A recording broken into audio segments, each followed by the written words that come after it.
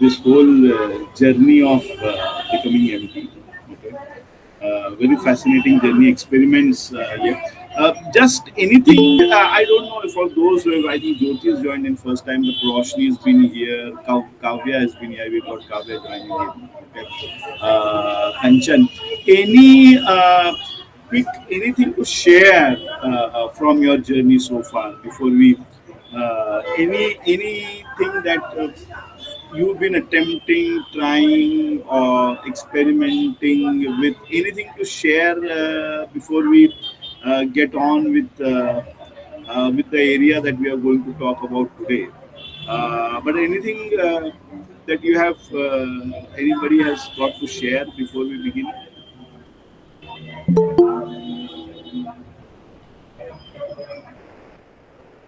Okay, we got a few people joining in. We got Rosie coming in as well. But anybody has anything to share? Anything that you've been attempting? Because what happens in the session does not matter. What is important and what matters. That is the way I have learned. Whatever I have learned is not in the session, but is what happens after the session in life. Okay. Otherwise, these are good, very good uh, times to very good sessions to feel good about ourselves, feel a little insightful, etc. But all that actually doesn't come to much. So even the greatest sessions in themselves are of not much value. What is of value is always what happens between the two sessions. What happens between this hour and the next hour when we meet, and that is where life is happening. And if that is not where you're putting into practice, then it's good. Intellectually, it's stimulating. It's good to tell our conscience I'm doing something for myself. But it's just another game of fooling that we play, and we play beautiful games with ourselves. Okay, as we play with others. Okay? In fact, there is a brilliant book called "The Games We Play," and you should read one of the books that you should. Some when you get a time, should read "The Games People Play." Brilliant book. I don't know if anybody has read. But yeah, it's just then a game that you're playing with yourself. So I would really encourage you to experiment and then share. Okay, because when you share the experiments, your experiments, is when things open for you. Okay? It's in conversations that exploration happens. Because all learning is nothing but discovering something new. That is what all learning is. That is what I am learning. Okay? Discovering something new and then putting that into place. Okay? So my submission to you would be, please don't worry about what happens in the session. Okay, whether it makes sense, whether it doesn't make sense, and if it doesn't make sense, all the more good. That's what I said today. Okay, all learning happens to things that don't really make sense to you at the beginning. That's how you expand. Okay, because whatever makes sense anyway is in the logical realm. Okay. Life many times happens in a realm outside that, okay? And if it doesn't make sense, that can have a exponential impact. Okay? So even if it doesn't make sense in the session, go out there and experiment with it. That would be my take. We've got a few new people here, so I'll just take a couple of minutes to set the context, because we've got a few people who are attending for the first time. So welcome here. Okay, we call this journey as experiments to becoming empty. Okay? And what do we mean by empty? And I will use a very simple metaphor that we use for emptiness. Is if you take the flute, okay, and if you take Lord Krishna, uh, of all the various musical elements, musical instruments that were available, uh, it, the flute was the divine instrument that the Lord used, Krishna used. Okay? And if you look at the flute, very simply, the flute plays its music because it is empty.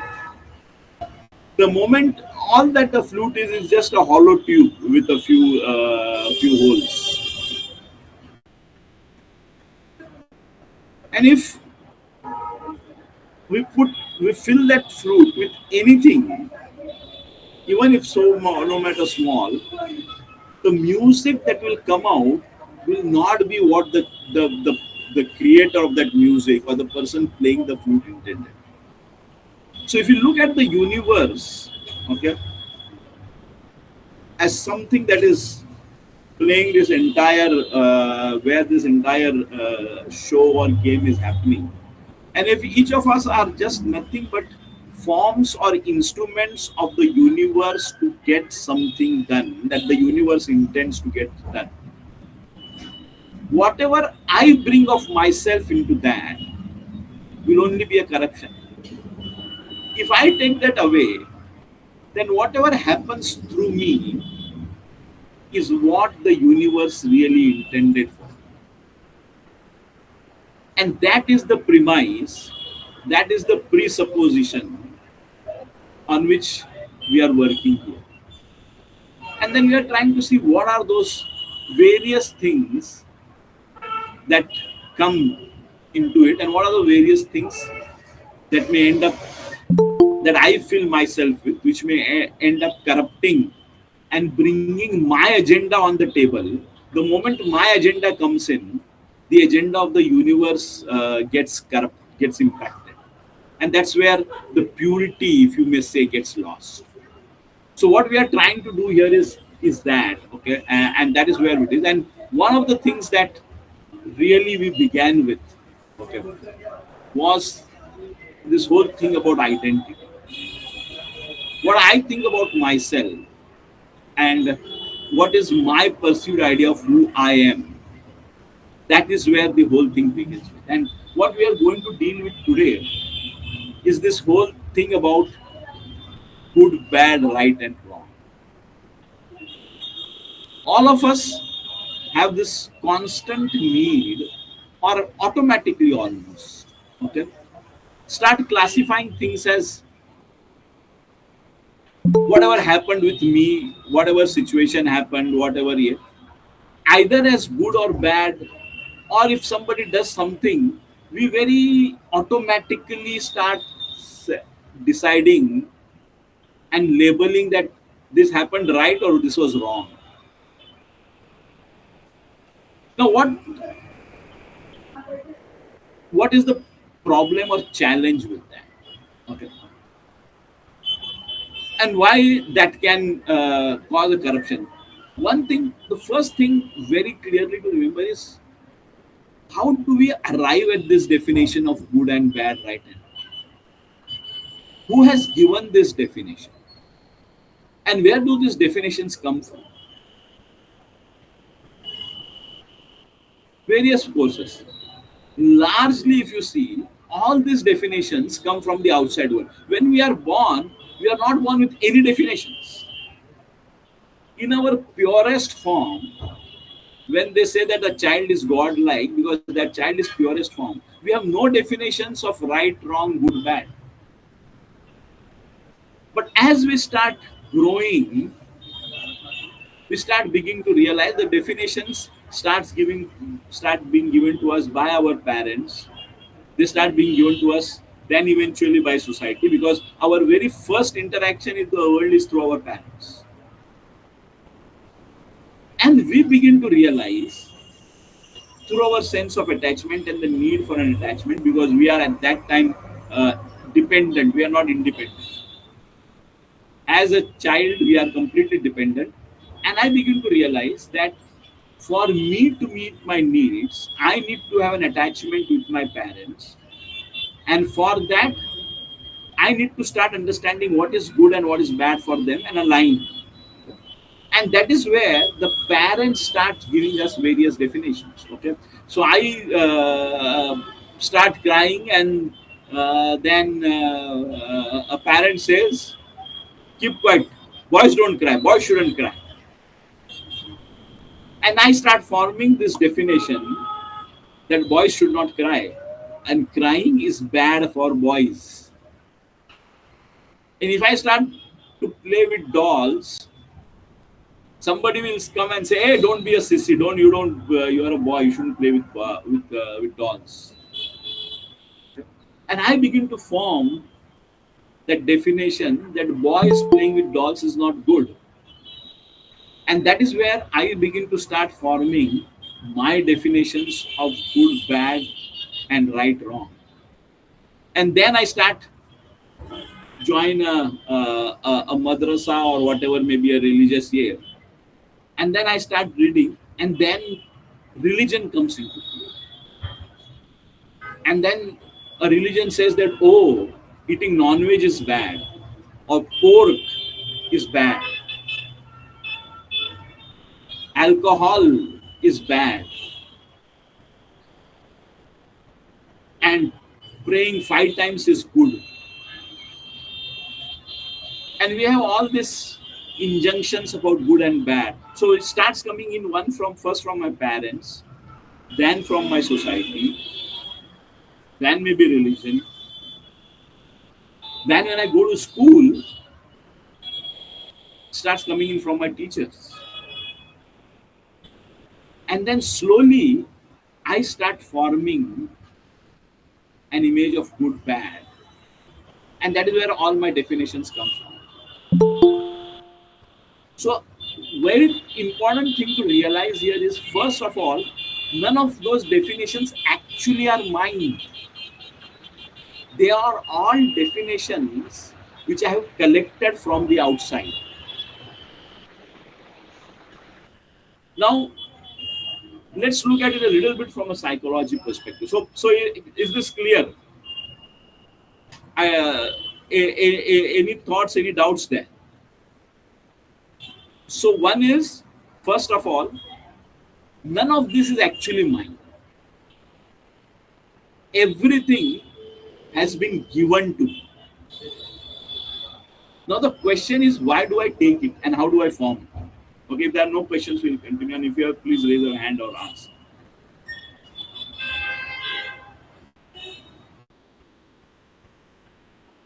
Yeah, please. And you can stop me anytime and ask. There is not a problem. Okay. And especially, I would love if there is something which you, whether you agree or even if you disagree, because through disagreement is how all learning happens, or all expansion happens. Okay. Very interestingly, all expansion only happens to dissatisfaction. Okay. It never happens to satisfaction. So it's very interesting, isn't it? That we all seek satisfaction. If you are given a choice to seek between satisfaction and dissatisfaction, what would we choose? Almost 9 out of 10 times we'll choose satisfaction. But very interestingly, you'll see all learning and change happens only when through dissatisfaction. When I'm satisfied, actually I don't change.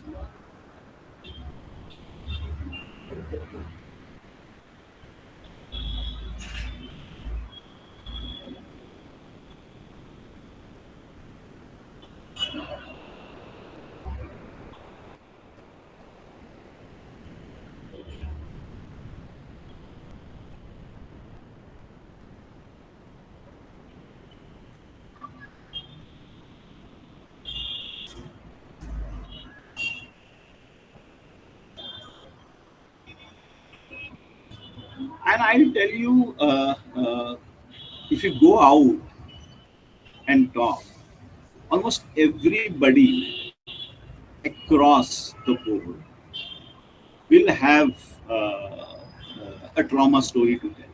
Okay. Various shades they may, okay, various shades, but there are, okay, because in fact, even this whole thing that I want a chirpy life is an expectation that is here. But yeah, what you say is right, Anshu. And in that sense, if you see, that will extend beyond the tribe as well. I mean, I have just been back from last week, and I was in a Pune doing a program for a batch. We call that batch only Tribe. So that program only was called Tribe, and some very interesting stories. All youngsters, 25, 26. and you would think they would be enjoying life, but I mean, some of them were stories which were earth shaking. But yeah, let's talk about that. Okay. So let's come back to this whole thing about uh, how this definition of good and so the first realization itself, the fact that what I fight for as good or what I fight for as right is actually not something which is mine, but which is something which I have acquired and learned from the outside and has been given to me. And imagine how much I fight for that, and how much I burn myself, and how much pain I go through to defend that good or defend the right, and stay away from the bad, or staying away is also fine enough. But how do I castigate? Okay. And what happens? See, so if I have grown up believing that honesty is the or a very common belief that we have, okay, that hard work gives us the results. So I have worked very hard, and I have done all the hard, and I continue to work hard, and I keep on getting results. And then suddenly, imagine I meet somebody who, as per my knowledge, has not worked hard, is having a easy life, but is making a huge amount of money. Suddenly, my sense of goodness gets here, and I will start saying that guy must have done something bad, something wrong, something here because of which he is there. Because I have lived all my life working very hard and believing that only hard work gets me the results and gets me the money. And here is somebody who is not working hard, he is having life very easy, hasn't gone through all the trouble that I went through, and still making money, probably making more money than me, or has got a promotion and I have not got the promotion. And suddenly my state starts to change, because only what matters actually is our state. If my state doesn't change, nothing matters, right? If my state is a state of peace and bliss, then what does it matter whatever is happening? So my state begins to change, because suddenly my what was my definition of good is suddenly violated. So we have in psychology what is called as the ego boundary. What is the ego boundary? All of us, you see, exist as an organism. If I look at myself biologically, all of us biologically started life as a single cell, right? All of us started life as a single cell, and then those cells multiplied and multiplied, became a organization of cells. So heart is a particular organization of cells, the liver is a organization of cells in a particular manner, and if I put it all together, if I put the stomach and the gut and the intestine together, then together that is the digestive system. That set of organization becomes a digestive system. There is a set of organization which is the respiratory system. There is a set of organization which is a reproductive system. So but these are all in essence cells that have multiplied, okay, and become that, and they are all cells. So biologically we are all cells, and those cells, though they are independent, they are also working in a structure together. So each cell is communicating, not so the digestive system isn't just communicating with the digestive system, but is also communicating with the nervous system, is also communicating with some of the other systems. And that is how we as an organization exist, okay, and that's where the organism and the organization concept comes from, okay. So that is what we are. And if I look at my boundary, one, I exist, and then I exist in an ecosystem. I don't exist alone. Everything that I do as part of a relationship. So when I am now trying to do and share this, I am part of this tribe, you are here, and I'm sharing something like this. So everything that we do, achieve, become, act is always in relationship with something. So there is I, and there is something outside I through which I interact and create. That is where the boundary starts getting formed. And all of us as humans have a tendency to get attracted towards what we like. So anything, everything that I like is where I get attracted towards. Everything that I don't like is where I stay away from. And through that, my boundary begins to form. And if I look at it from a spiritual perspective, okay, and we talk about singularity or we talk about oneness, what is oneness or singularity is that how can we look at this entire thing? So one, if I start right from a cell level and extend that cell to multiple cells and my body as one, to my family as one, to my country as one, to my planet as one, eventually to my universe as one, that is where the sense of oneness comes in. But we start forming boundaries, right? And we start forming boundaries at various levels, boundaries at religious levels, boundaries at countries level. And if you look at conflict, where does conflict happen? All conflict happens at the boundary. All conflict happens from where I interact and where the other begins. Between I and the other is where all the boundary happens. Please let me know if it becomes a little difficult to understand. But let's take, even if you take the countries, the conflict always happens at boundaries. Even if you take the states and within the country, the conflict starts happening between boundaries. Even if you see religion, conflict starts happening between the religions. And if I take away and keep a single, and there is sometimes this myth that when I was at the height of the Babri Masjid riots, there was this whole thing going on that if we actually all Muslims go to Pakistan and if we have all the Hindus in the country, there will not be there will be less strife. But that doesn't happen, because then you will find a boundary between the religions. So you go to Pakistan, you have the Shia Sunni conflict, right? And here something else will come, and that conflict always happens at the boundary of those two things. And we start forming, the more we start sort of narrowing ourselves down, and we create small boundaries, the more conflicts we have. The more we are able to expand our boundaries and become more expansive, the lesser will be there, because then we are including more. And that's where the whole philosophy of inclusivity comes in. Because the more I include and make it as part of my own, then the lesser will be the boundary. The lesser the boundaries, the lesser the conflicts.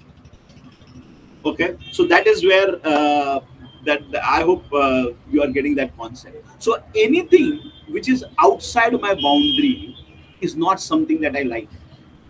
So if I go to say tomorrow London, okay, and London is not a great example, but I say I go to Poland, and there in Poland there are all Polish people, different language. Okay, I am struggling, and suddenly I see an Indian there who can also talk Hindi. Now suddenly imagine my connection with that person. Suddenly that person will be very good for me, and I'll suddenly feel very close to that person, because there in that space there is no boundary between that person and me. We are from the same place. Whereas if I come in India and I am a South Indian and that guy is a North Indian, when we meet in India, the same closeness will not happen. There will be some element of distance which will be there between the two of us. It will not be the same closeness. Now the people are the same. Exactly, I am the same individual and he or she is the same individual. But here, the context is different, Here I am operating from that boundary, whereas over there, that boundary doesn't exist. Now, rather than state, I am looking at it as a country, and I find somebody from my country. The person doesn't change. So, all this definition of right and wrong, good and bad, comes from the boundary that I am operating from. And my boundaries are created by my sense of identity. So if I identify myself very closely with, say, my professional work, that I am a trainer, I am a facilitator, or I am whatever, if my identity largely comes from my job role, then if my job role is taken away, suddenly I feel a sense of loss of identity. And that suddenly becomes a challenge for me to deal with. If I look, my identity comes from my family, and I identify very closely with my family. Somebody who says wrong to my family, or somebody who slights my family, or goes out and says something about my family, I suddenly start seeing that as wrong or bad, because my identity is coming from my sense of my family. Wherever my identity, I identify myself very closely. Anything other than that starts becoming wrong or bad for me. Everything within is what I identify with and becomes good or right for me. So, are you seeing how these boundaries of right, wrong, good, bad are being formed, and how they are only my creations eventually? Imagine if tomorrow, and it's not too far off, right? Space travel becomes reality, and it is being talked about. So space is the next frontier, as they say, which is already being here. So space travels becomes a reality, and we are traveling in space, and there I go there, and I am sort of alone, and I find another human being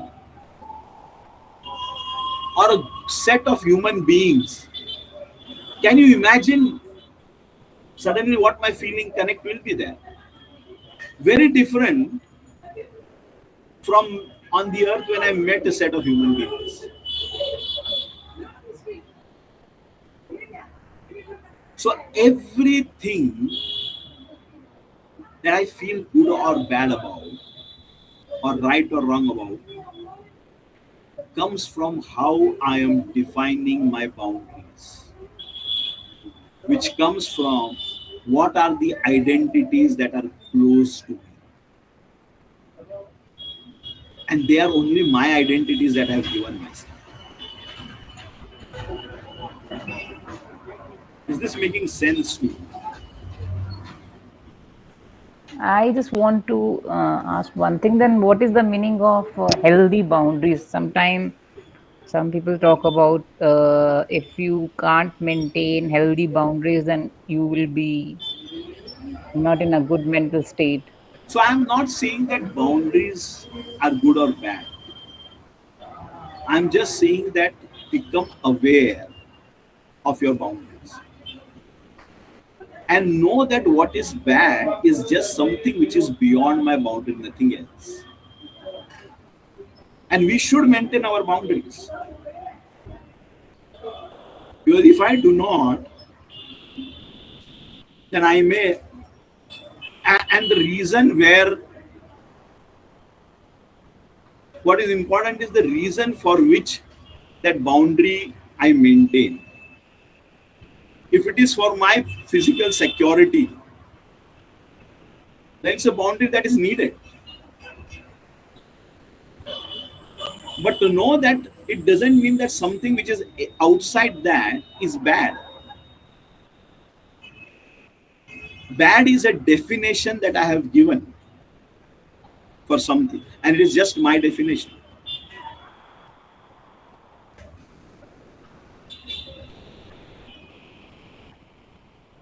So I'm if I say boundary is good and bad, then that's the condition we are violating.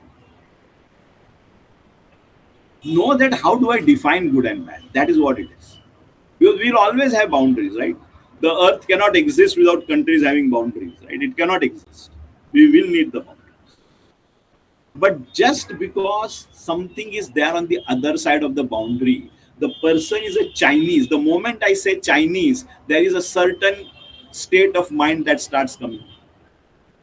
And if I live with the generalization that Chinese means something different, not right, then that is where things start going wrong. Then my relationship with with a Chinese person may get impacted. And what could be possible will not become possible. So boundaries are essential and will be there. But just the fact that something is beyond my boundary is bad, or is and not bad but is not right, or something is not correct. If the moment I start getting that feeling is when things may start going wrong.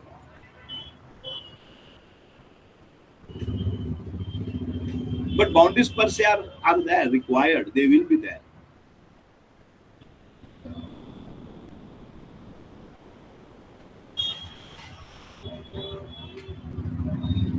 Does that answer your question at least to some extent, Kanchan? Yeah.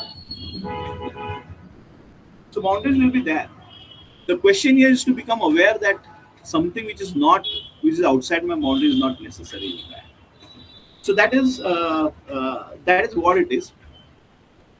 The other thing to remember, as there's a beautiful line in a song which Sahir Ludhianvi said, कि दुनिया की निगाहों में भला क्या है बुरा क्या, ये बोझ भी सीने से उतर जाए तो अच्छा. The other where good and bad starts getting wrong is I don't many times even see the world from my eyes.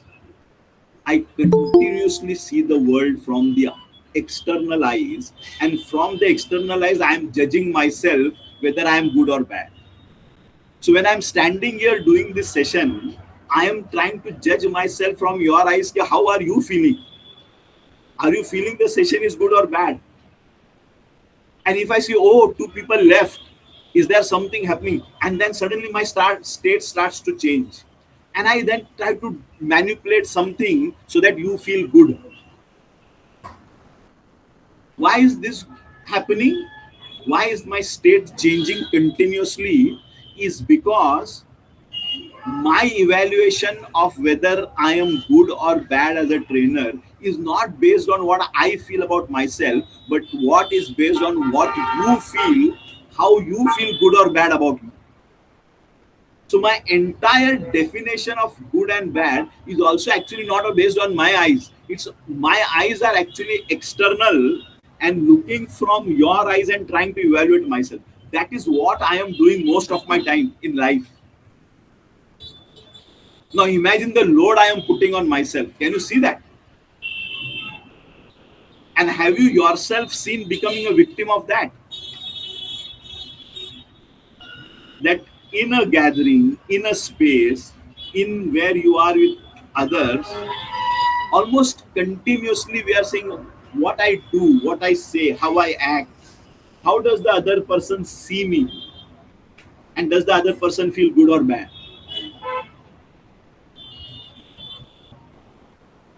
And that is where this whole definition of good and bad starts to create a load for us.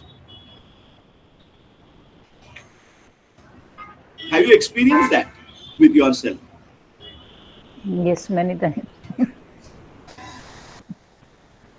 So, are we even looking with our eyes, or are we actually extrapolating our eyes on somebody else and trying to look from their eyes and then judge ourselves? So, one is me, one is you, and my definition of me is actually not me, but my definition of me is what I think you think of me. And that is the definition I am trying to change. and live up to. Forget change. That is the definition I'm trying to live up to all the time.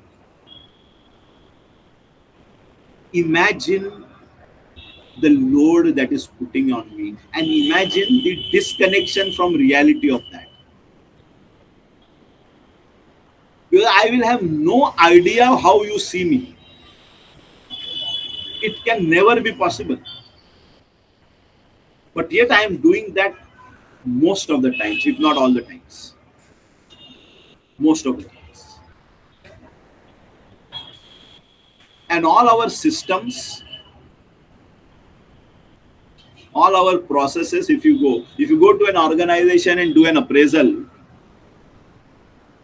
it is based on how your manager thinks you have done.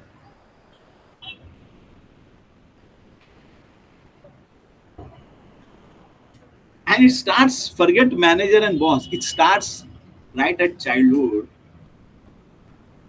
on how we feel our parents see us.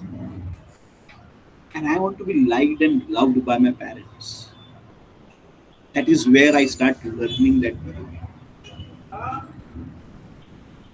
I want to be loved by my parents. And if for whatever reason my parents don't love me, that makes me gives me a feeling of inadequacy. That there must be something wrong in me, something inadequate in me, because of which I think my parent doesn't like that.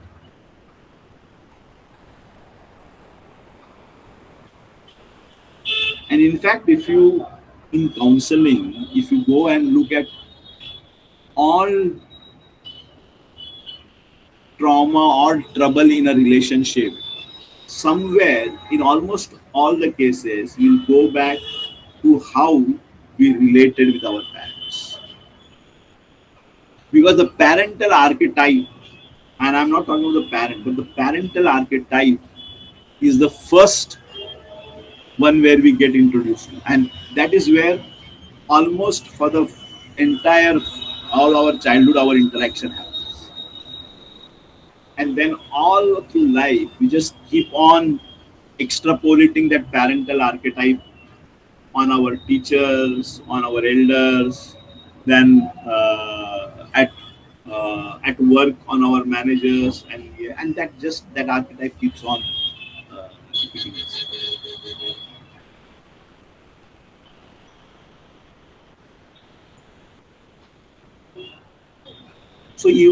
So the question here is, when I even for judge myself and look at myself as good or bad, is it my own definition, or is it from my own perception, or is it from the perception of the world that I'm trying to?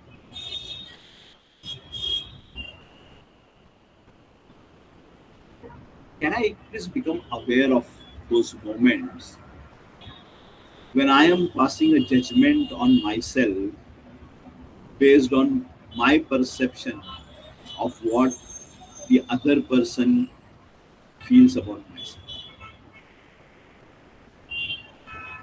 Are you seeing the twin association there, which in essence is actually a twin dissociation from reality? Where there are two dissociations from reality. One is one dissociation is going to the other person, and second dissociation is from that person seeing yourself. So you are two levels of dissociation from reality.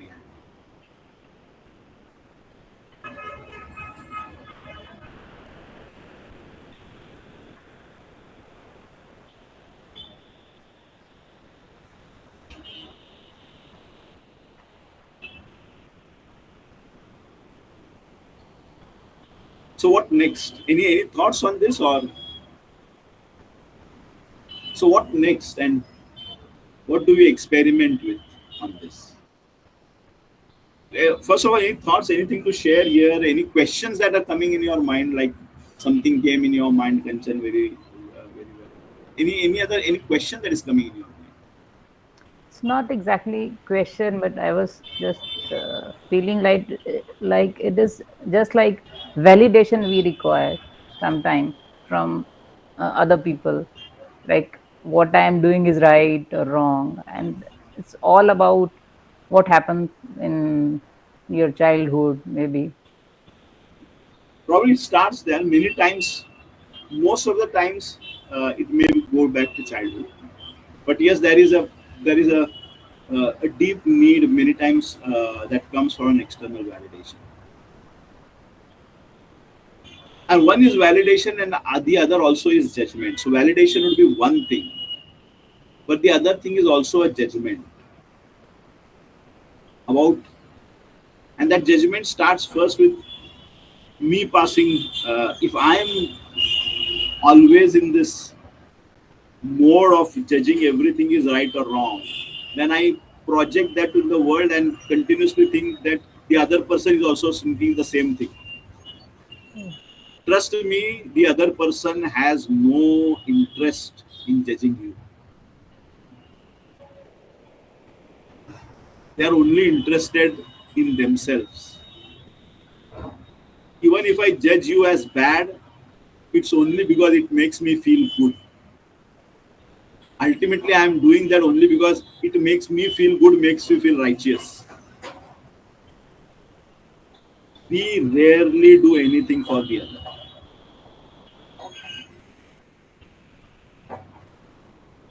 Nobody in this world is really interested in who you are, or how good you are, or how bad you are.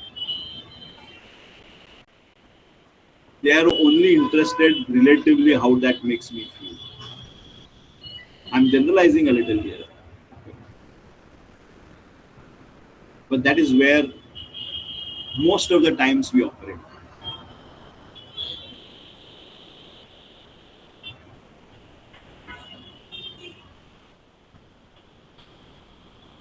So that's how.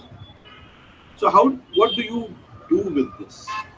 It's very important, as I said. It's nothing. What gets talked in the session is not important.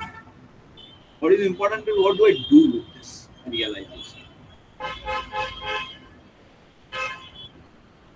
The one thing which at least I have realized is at least start every time becoming aware.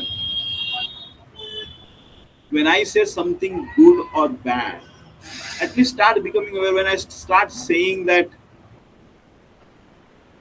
oh, this is bad, or this is not how it should be, and if I start categorizing, I can become aware and know that, okay, where is this coming from? And at least that awareness, and I'm not saying that you don't say that, okay, rape is bad. Rape is bad, right?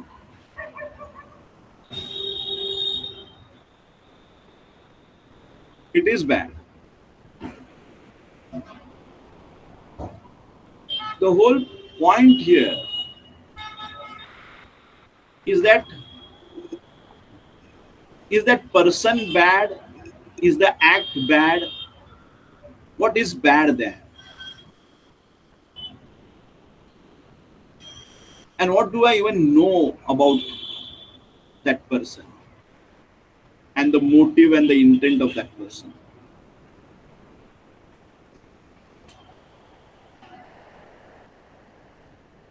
So when I pass that judgment,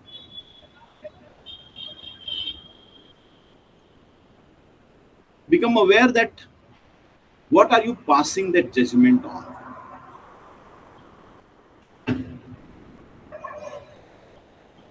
So when a very interesting dilemma we're talking about today, there was a school where has been started for slum children because the slum children get addicted to drugs.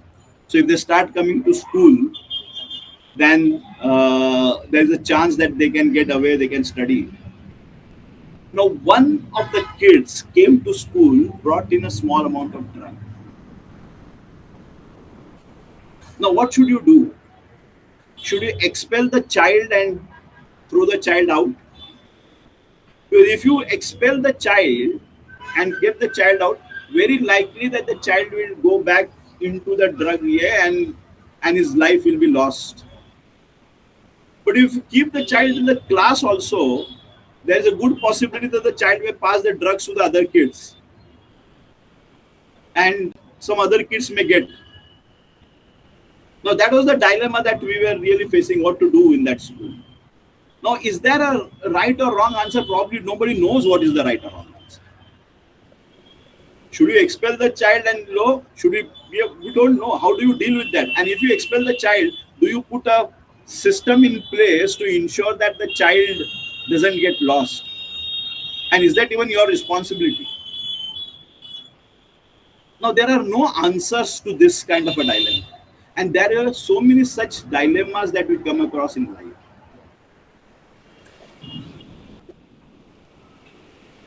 So you just have to take a decision and you don't know right or wrong. What is right or wrong? I don't know.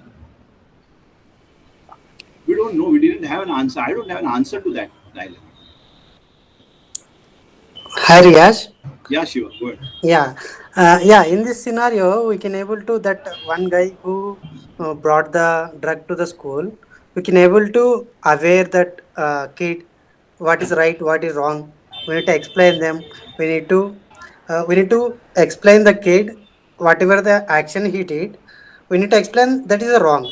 Then once he's got aware that action is wrong, maybe that will be good, I guess. That kid also we can able to make it and mingle with other kids instead of making out of the school. Yeah, absolutely. I mean, that is something that you can attempt. That is Yeah. something that you can attempt. But yeah, yeah, I mean, as per practice, you are not supposed to bring drug to school. So there will be such things. I mean, you'll have to work through these things because the rule says that you cannot. Okay. Yeah. You, if you take take another thing, like if for example you take the dams. Now you have to build a dam to, because if you build a dam, you want to store water, improve irrigation, etc., etc., and it will cross prosperity for the area. But at the same time, it in uprooting a few people from their livelihood. And for those few people, that uprooting from their livelihood is very difficult. It's not easy to go out there, take care else, and probably the same things will not be. Now, what is right or wrong in the long term? Should there be a dam against? No. Okay. And that I is th- why. Sorry. Yeah, yeah. you're saying something, Shiva. Actually, such type of scenarios, not is that scenario, similar kind of scenarios day to day life we are seeing lot of in society. But one shot or single day we can't able to change the society, right? So slowly we can able to change to negative to positive. Your voice is breaking. Yeah, not even this scenario, schoolboy scenario. In our day to day life we are seeing lot of such type of scenarios. So entire society we can't able to make it out, but slowly the percentage of we can able to bad moments to bad activities to Your voice good is activity badly not able to. Your voice is uh, badly breaking. okay, maybe network issue, I guess. Yeah, yeah, I know you badly. The thing Yeah. is, these are experiments, like you said, Shiva. Probably sit with the child, you talk to the child, you try child, and then see how it happens, works. But if you start saying that, telling the child that this is right and this is and what the child did is wrong, then you will have that your ability to experiment will reduce. And that is the only point of today is that your ability to experiment will reduce if you start passing judgments on it. So become Yeah. aware of that and see if there is something that you want to experiment. So that is all actually I wanted to share today. It's a very tricky topic, very interesting topic. It can be a long day topic. But two things if you can take back from today is that all definitions of good and bad, right or wrong, are what you have learned and has been given to you and you adopted. And two, can I at least become aware and then try to see and understand, is there something in the picture that I am not aware of,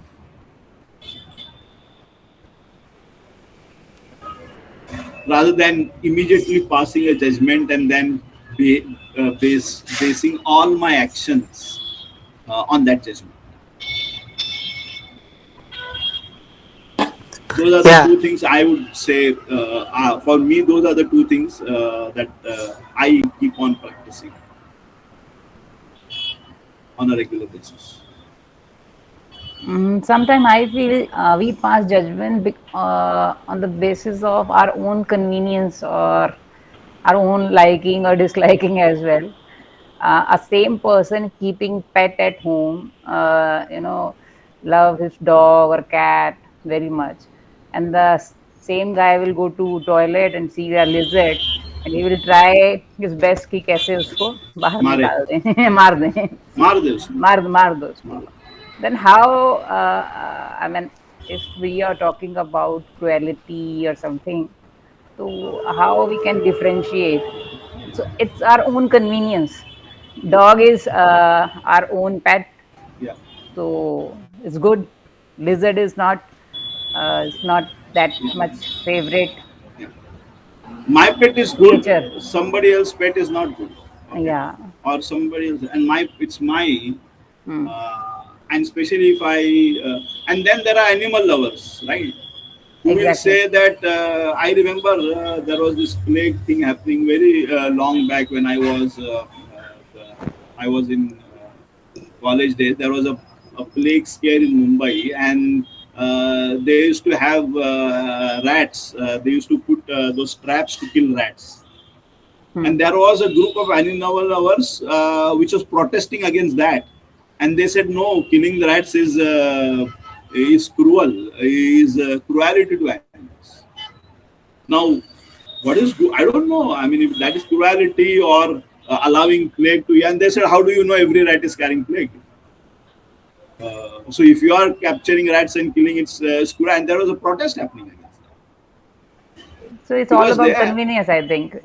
What it's we all like it's is all our about what my bound. Yeah, absolutely. You call it convenience yourself. I see myself as an animal lover. Okay, and for me that is my anything outside is I like. I don't like it.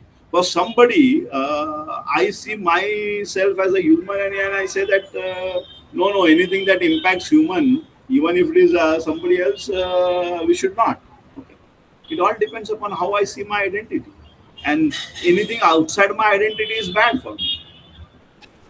Anything within my identity is good for me. Now, is killing rat good or bad? Who will decide? I don't know. Who can decide? But based on my identity as an animal lover, but if I'm a dog lover, then I'm only concerned about dogs. I'm not concerned about other animals. exactly what the same point I was Yeah. raising. If I'm dog lover, then for lizard there is no Yeah. mercy. Huh? No, no lovers, no nothing. And somewhere I would have seen movie lizard गिरता है bowl में and oh somebody eats that and gets killed, and I have associated lizard with poison Hmm. because in my childhood I have seen those movies, or I have seen my mother saying that अरे वो खाने में जाएगी चिपे उसको मारो जिधर भी दिखती है तो, and now I have associated lizard with poison, and that is in my ecosystem, that is the association. So wherever I see lizard, it is bad. But I have grown up with dogs. I have seen dogs, and dogs is a pet. So dog for me is lover. Whereas somebody who has been bitten by dog had to take an injection in the belly, for that person, dog will be bad. 18 But that is my injections. experience. That is mine. Nowadays it seems it's less. Earlier, in younger days, it was 13. Now it is less. But for a person who has been bitten by dogs, or forget bitten, has been chased by dogs. Yesterday, I was going on a walk bike. There was a few dogs, and the guy got frightened. Somebody who's been chased by dogs and frightened, for that person, dogs is bad. Now, is dog good or bad? Who knows? It is just how I have formed my belief of a good or a bad. And you call it convenience, you call it belief. They are different names, probably, of something same. But that's how my belief has happened. That's how I categorize in my mind as good and bad. Yeah, absolutely, you are right, Kanchan. These are all our Actually, definitions. actually, nature have a rule, which is the strongest creatures will be alive, which is the weakest creatures will be disappear. Whichever the strongest creatures will be the right in future, Yeah, more than that strongest features will be created. This is the that universal law. that's Darwin's theory. Yeah, Survival of the fittest or the survival of the strongest, fittest. or the strongest, whatever. Darwin's theory. Now, who knows? I don't know. That's Darwin's theory. Very interestingly, very interestingly, okay. Uh, they say that when there is will be a nuclear holocaust, the one animal most likely to survive is the cockroach. Hmm.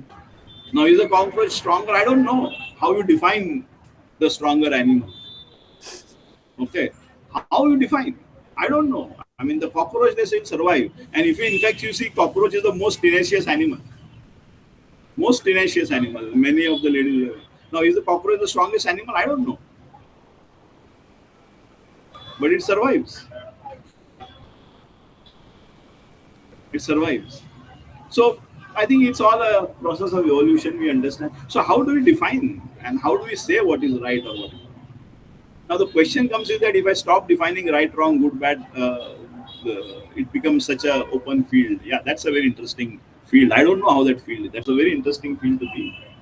Okay, where there is nothing good, bad, nothing right, wrong. That's a very interesting field to be. Okay, not an easy field, I think. Okay. But be there and see what it is. I don't know how it is. I've tried to be there. I will not say I don't know how it is. The only thing I know is that it's a very very interesting because we are so automatically used to labeling things. Uh, but when you start getting there, I can tell you it's a very interesting field. Okay. Very interesting field. Okay. Imagine somebody does something which is, as I said, rape. Okay, which is so deeply ingrained as bad. How do you get the courage to forgive the rapist? Not easy. Not easy. But it's an interesting field. Very interesting field. So I welcome you to that. Try to be in that space where you just look at the way things are rather than trying to label them. Start with simple things. Don't go. Start with simple things like pets and animals. Okay, easier than don't go directly to countries and religion. Okay, avoid religion to begin with. Not easy. Okay, because there is so much of deeply ingrained. So don't take difficult things like nationalism or religion. Okay. But take simple things like pets and animals and day-to-day self behaviors. Okay, office behaviors, how you look at your friend, especially if you find a boss who you think is bad, just see what is bad and just take as what is. Okay, my boss ignores me, just take it as boss ignores me. Don't label it as good or bad. Just take it as my boss ignores me. Now you decide what I have to do with my boss ignores me. But if you take it as good or bad, then your state changes and you operate from the state of victim. The moment I operate from a state of victim, my boss ignores me, I am a victim, my actions will be very different. But if I just take it as a fact that my boss ignores me, and ignore is also a judgment. If I take it that my boss doesn't answer my calls, or boss doesn't reply to my email, that is the fact. I just keep it to that and now say, okay, my boss doesn't reply to my emails, what should I do? Your state will be different, your action will be different. But if I think that boss doesn't reply to my mail, that means my boss ignores me, that means I am not worthy, everything begins to change. So just look at things for what they are rather than arriving at judgments like boss ignores me or something like that. So be aware of those things and then just see what are the facts that are telling me this. and just look at the facts and then see what happens. Just experiment with this and start with simple things like your work relationships. Okay, they are not very complicated. Don't go to religion and nationalism; they are very complicated. Okay? Deeply. So take your professional relationships, take your relationships at home, but relationships at home are also very a little more complicated. I would always suggest start with work first. Okay, work is a easier. Always start with work, easier place to begin. Even intimate relationships are complicated. So there is a deeper idea there. So better to experiment first at work. So do that and let's see what happens. Okay. I think that is all for tonight that I have. Okay. Uh, and some theory. Of course, we had heavy theory on boundaries and all of that anyway. But yeah, do give me feedback. Okay? Do give me feedback. I'll decide what to do. Thank you so much. Have a good night. Thank you.